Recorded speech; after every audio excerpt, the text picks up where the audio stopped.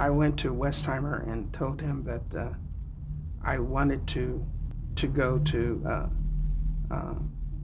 get involved in motion pictures, and from the production standpoint, there were several pictures that we had done, and I wanted to advance further. And the first picture that I did was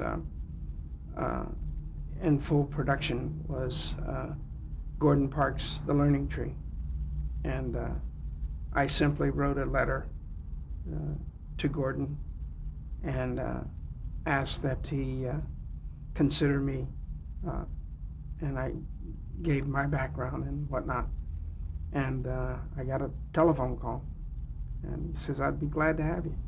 I heard about it about a couple of years before it happened. A couple of years that they were talking about.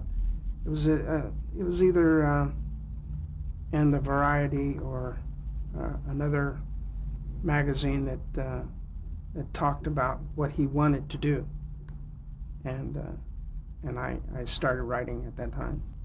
I was a assistant cameraman, and I was like so far down the list of assistants because I came out of this production, but out of Westheimer, but I was full of knowledge, and I thought to myself that if I could bring something to the picture, I would. And the moment occurred to me that they had in dailies they saw a microphone, and the microphone was hanging in the picture, and no one had seen it.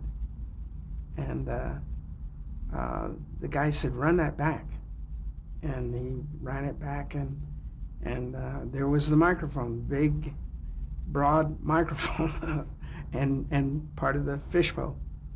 And the guy, they were talking about how they were going to go back and reshoot that, and I said, "That's not necessary." I just spoke out. I said, we used to do that all the time, and we could put a leaf on the microphone and other branches, and it would disappear. And he said, "Do it." And I called Westheimer and told him what we were doing, and we did it at Westheimer's.